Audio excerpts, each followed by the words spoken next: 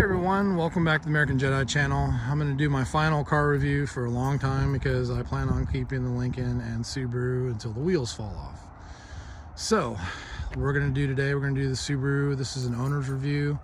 I've owned it for 2 years now, come April. This is January right now. And I absolutely love the car. It's a good looking car. You know, some people don't like station wagons, but I'm hip to this car. It carries my dogs. It's very utilitarian. It has a roof rack where I can put, you know, cargo rack on top and a cargo box on top, and, you know, go on extended road trips. It is all-wheel drive, so I can get through the snow. Does have these nice LED running lamps, which aren't coming on right now. Thought they would, but they don't. Those are standard headlights, and it does have the fog lamps too. Going back, we'll go to the side, and then we'll go to the rear. So it's got the you know, blinkers and the rear view mirrors there. Pretty standard rims. This is the 2.5i premium trim level, which is the second level trim level up in the Subaru line, Outback line. It does not have leather and doesn't have navigation, but it does have Apple CarPlay. This is a 19, so it's pretty standard across models now to have Apple CarPlay. It does have a locking gas cap or gas cover, which you have to open from the inside. You can see the nice Outback styling. Has a nice kind of hard plastic bottom, kind of flows through the back here. Yeah, got your tail light up there, your Sirius XM, your FM AM, and then you can get this thing here. You can get that thing for free. You just have to look it up. It's like I don't know, it's like Subaru stickers or something like that. You look it up and then you can order it for free. You just have to put in your VIN number, I think. And what's cool about this is there's a button on here which I can open and close the back with. So as you can see, this is opening. And then as you can see, you have plenty of cargo space in here. There is a net I kind of have tucked away back there. You got plenty of cargo space back here. I did order these seat back covers separately. I think they were like 60 bucks or something, because I do put my dogs back here. You can see all the scratches. That's not hair, those are actual scratches in the mat. I did vacuum this out the other day, so yeah. What else back here? Nothing really, nothing exciting. You can lower the gate with that, or you can lower it with the key fob, which is a nice feature. As you're walking away, you can kind of lower it and then lock it. And then once it closes and locks, it gives you a little confirmation beep there. Very clean car. Oh, here you have lights that'll light up the side area here, so that's pretty nice. Let's get in the car and check it out. All right, on the side here you got this nice aluminum trim. Your mirrors, I mean, it's pretty standard radio system. Unlock, locking windows, things like that. Down here you have all of your options that you can turn on and off, your blind spot monitoring, your lane warning, lane departure warning. You could turn your forward braking off, and then you can also set the memory for the hatch in the back if you were in a parking garage and you needed to open lower. So as we get in the car, we can see here, we're going to show you all the controls now. So let's go ahead and start it.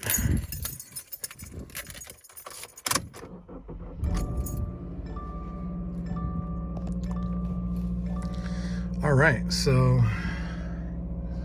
as you can see here, we kind of have a center screen. Right now I have it on tire pressure. You have your speedometer on the right along with your fuel gauge. Down here you have your trip and your miles. And then on the left, your RPMs and your coolant pressure. So as you can see, you can kind of thumb through here, kind of see different options, you know, how much mileage you got left and your average miles per gallon.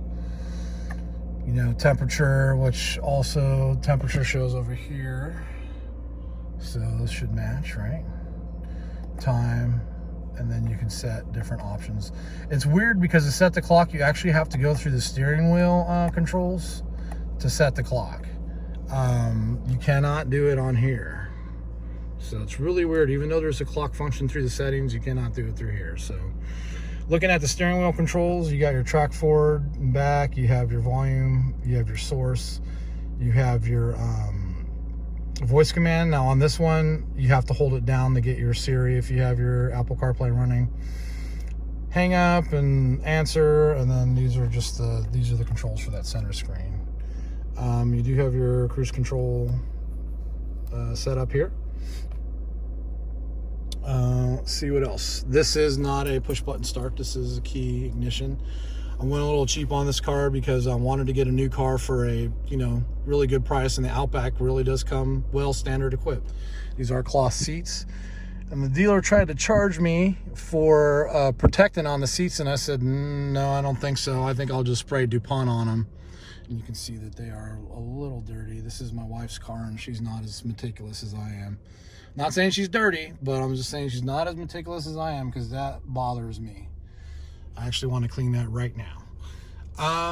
As we're looking through the center thing here, you have a nice touchscreen display. It's very responsive. You can touch things. You can touch things. Of course you can touch things. But you have everything here, and then when you plug in your Apple CarPlay, this will pop up here, and then obviously you can go through it, and then I think it's just the home button. Okay. Don't know why there's two home buttons. Of course, you have your volume, your tuning, your different radios. You do have heated seats in this. This is standard with the premium. I'm not sure about the lower level.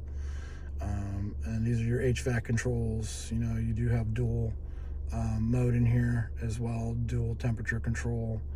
And then on the stocks here, let's go back this way, you do have your different lights controls, your blinker controls. And then here you also have a rear wiper that you can activate by doing that. And then you have your sensitivity level for your wipers as well. Hazard light up here. This does have an SOS system.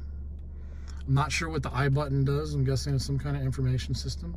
You do have a sunglass holder in here. Of course, your door lights. And then this system is the Eyesight System. So this is what's automatically going to brake for you if someone cuts you off, or if you're like not paying attention and you're about to hit a car. So this will brake for you. I don't know if it brakes in time to keep you from hitting the car, but it'll at least mitigate the accident and the damage. So I've actually had it brake on me one time because the car cut me off. I had it well under control, but the system freaked out and did brake a little bit for me. So didn't slam on the brakes. It just gave it a nice tap. As we can see here, you do have your lighted vanity mirrors, your map lights. The car has everything you need. I think I paid out the door with everything for this car, brand new with 6 miles on it. I think I paid a little too much because I was really close to the MSRP. They would not budge that much on it. I think I paid about $27 out the door. So it was bought in Ohio, so I think it was about $25-ish for the car, and with taxes and everything, it came out to $27. So, yeah, not really much going on here. You can adjust the seat belts, all that stuff. Not too exciting. You got your X mode, I guess, which is if you're in heavy snow. Hill descent control, your parking brake, which is not automatic. It's electronic, but it's not automatic. Your shifter level, which you have the manual option, and you do have paddle shifters on here as well. Yeah, and I do have the remote start right there added in. So let's go ahead and check out the back, see how much room there is back there.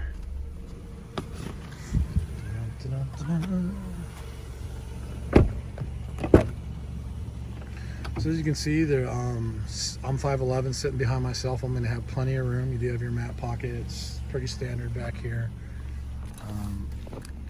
So I can sit behind myself, and I have actually a lot of room. I think more than the Lexus ES. And you can see that the seat is kind of concaved out to allow you to have more room here with your knees. It does have 2.1 USB jacks. And you can fit 3 people back here if the third person's pretty small. And it is open to the back here, so you can, you can reach back here and grab stuff if you want to. Yeah, I think that's about it. My thoughts on the Outback: it's a wonderful car. As long as you keep it maintained, it should be pretty reliable. I have a friend that has an Ascent and he's had issues with it, so I don't know if I can recommend the Ascent. I don't own the Ascent, but I have owned the Outback for 2 years. I've kept up with its regular maintenance. You can see C3PO over there is pretty happy about it. I have kept up with the maintenance, and it has not given me any issues. The 4-cylinder engine, you would think it would be underpowered, but it's not. It's actually pretty quick for a station wagon. I can get up to speed pretty fast. There's a highway in front of my neighborhood, so every time I leave the neighborhood, I have to merge into traffic that's going, 60 to 70 miles an hour. So it does get up pretty quick. I've never had any issues. It's a very comfortable car, especially if you live in a colder climate. It's got the heated seats. I'd recommend getting the premium. If you have, if money's no object, obviously get the 3.6 Touring with the 6-cylinder. You're gonna have a lot more power and leather, interior, and push button start, and all that goody stuff. More thoughts on the Outback. I mean, I didn't think I was actually going to like this car that much. I really do love this car. It's just very, if you need to move stuff, you can fold the seats down. You got a big cargo area. If you have dogs, you can carry them in here, no problem. I got two larger dogs that jump in the back, no problem. The deck lid on the car is lower than like most SUVs, so my dogs have an easier time of getting in and out of the back. So that's why in a lot of Subaru commercials you see, the Subaru with dogs, because a lot of people are just, doing the whole dog thing with Subarus. So anyways, really no complaints with the Outback. I can't really think of anything that I don't like about it. It's got enough power. It's a good looking car. It's pretty quiet on the interior. It runs well. No issues. I've had no flaws with this car. No weird electronic stuff. Nothing like that. I think it's just a well-made Japanese automobile. And if you're looking at an Outback, thinking about going in the Subaru direction, I definitely recommend the Outback. I don't know about the other, lineup or any of the other Subaru cars in their lineup. I can't tell you about the WRX or the Ascent or the Forester, but I do have experience with the Outback, and it's a wonderful car. And I think if you're considering it, go test drive one and check it out. I think you'll be pretty happy. Well, that's the review of the Subaru Outback 2019 2.5i Premium, and thank you for watching, and have a good day. Bye.